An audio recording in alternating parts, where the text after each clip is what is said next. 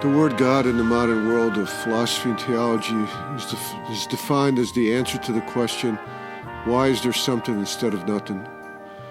As we discussed in earlier episodes, just as ethics and morality must involve the assertion of ought in its inquiry and conclusions, an answer to this question must involve an absolute truth, or it is not an answer, nor are you asking the right question. Statistics and probability may be able to get you to a fraction of a second after the Big Bang,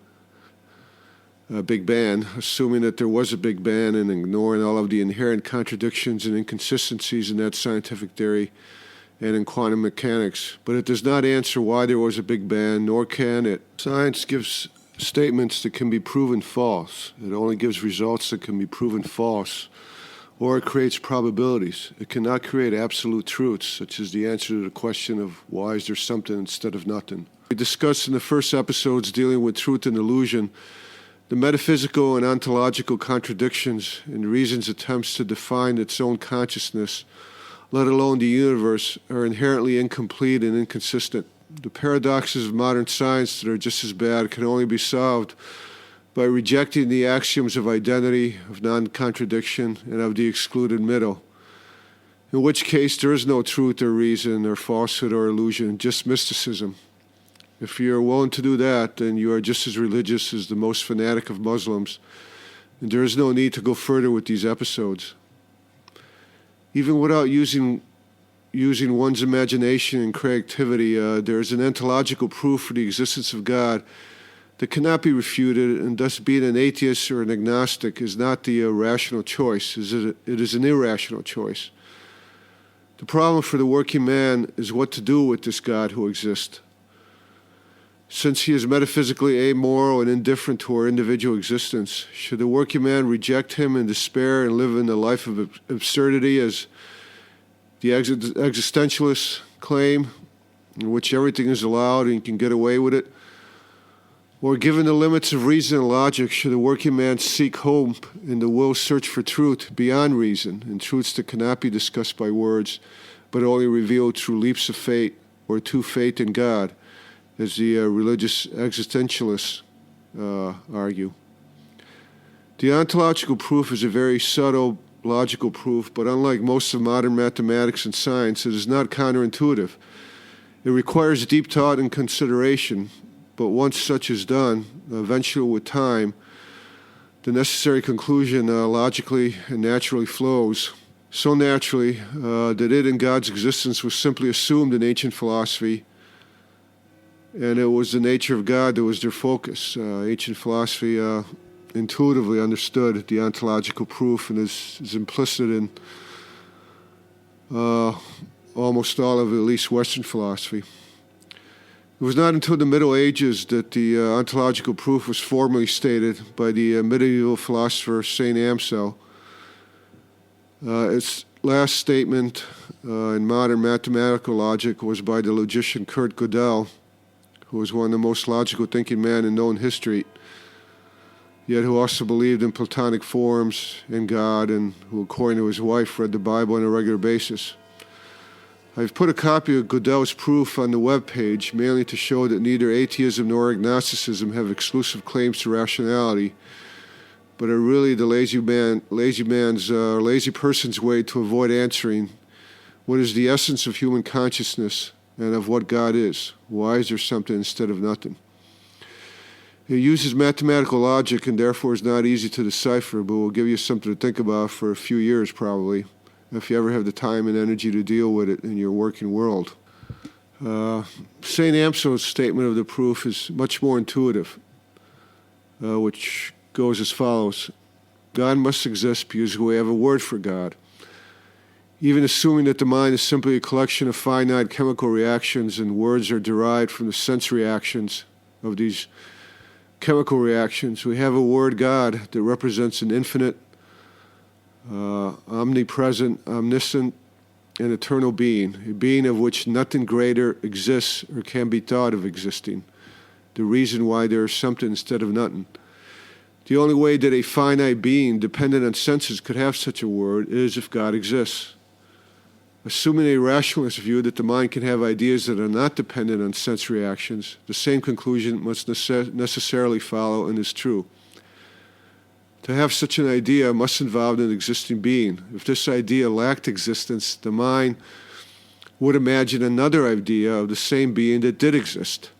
Since existence is more perfect, more omnipresent and omniscient and timeless than not existing, then this greater idea must exist.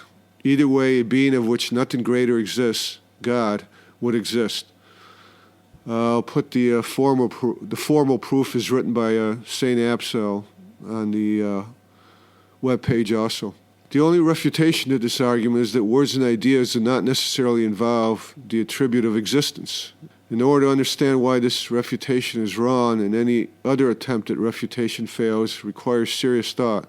For example, I can try to imagine the most beautiful car in the universe, but such imagining it does not make it exist. However, such attempted refutation misses the point. No matter how I try to think or imagine the most beautiful, most powerful, or most whatever car, it will still be limited in time, power, and physical being. I can always imagine something more beautiful, more powerful, and more what a car is and should be until I reach the concept of God, who will be the most powerful, most beautiful, and the most of whatever a car could be, or of what anything could be. I cannot think of anything greater than what is represented by the word God. It is the beginning and the end, the Alpha and the Omega. If I try to imagine or think of a finite God, I can always go on to imagine or think of a greater being. An existing being is greater than a non-existing being. Without this word and thought of the word God, consciousness would be free to live purely in the moment, such as all of the remainder of living beings. There would be no question of completeness or meaninglessness of life, and you could have as much fun in the moment as your dog. Without this word, there would be no, I think, therefore I am, of Cartesian philosophy. In fact, René Descartes' philosophical proof of this cogito ergo sum, proving his own existence to be irrefutable, next proof after that was the existence of God, based on his version of an ontological proof. Descartes was a mathematician, the founder of Cartesian geometry, which has made most of modern science possible, but he also worked as a mercenary, and he can't be ridiculed as a religious fanatic. As existentialist philosophers have pointed out, probably a better way to state his proof is that I am, therefore I think. Either way, the questions of what is consciousness, what is thinking, what are ideas, what are words, what is truth, some of the questions discussed in prior episodes, if you think about these questions deeply enough, and the words and the meaning of words, the necessary answer of a necessarily existing, infinite, omnipresent, omniscient, and eternal being is derived by the existence of the word God, or we would not have the word.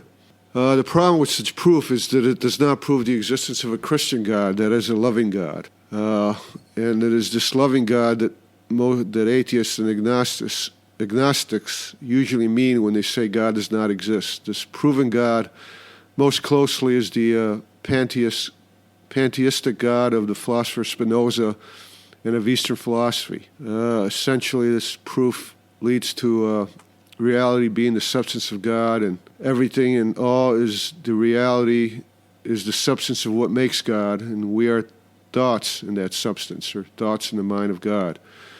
This is very unlike the Christian God that is defined as the creator of reality that is on this earth but not of this earth, in which God's substance is distinct from this world that is seen either as a human creation by rejecting God or as a creation of some kind of evil.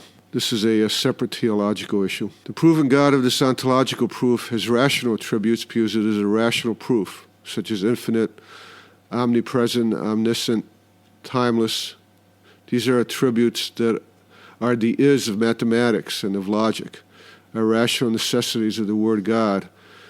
But this proof does not entail God having moral or ethical attributes such as good or evil. These are human religious ideas involving ought statements, as we discussed prior. Why is there evil in the world? Because there is. It makes no sense to ask why God ought to do this or ought to act like this. He is God. He can do whatever he wants. Things are only good or evil in relation to human needs. God does not need. He just is. We are the ones that need stuff.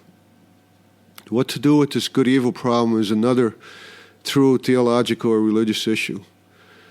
Maybe this religious, rational God is an asshole that needs to be rejected. Fine, do it. But do not hide behind atheism or agnosticism. If you want the hope offered by the answer of a Christ, if you want to believe that God saw the problem and became human to counteract or as part of his own nature, then do that wholeheartedly. As existentialists complain, subsuming Christian values into a secular world serves only to con workers into a 1984 world of moral zombies.